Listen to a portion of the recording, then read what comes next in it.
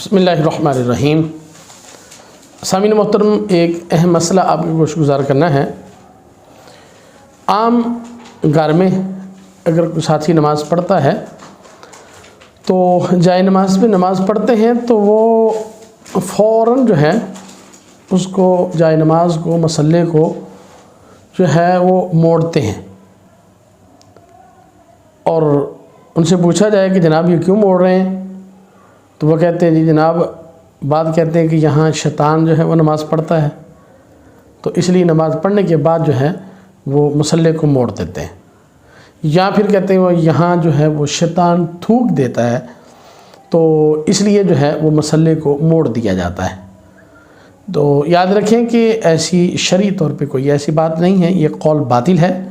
शरीयत में इसकी कोई मुमानियत नहीं।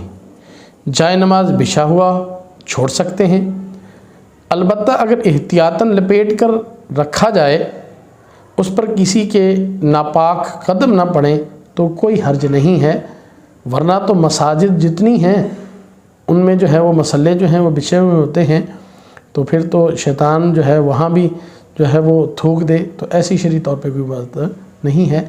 अल्लाह ताला हमें शरई मसाइल को समझने और इस पे अमल करने की तौफीक अता फरमाए।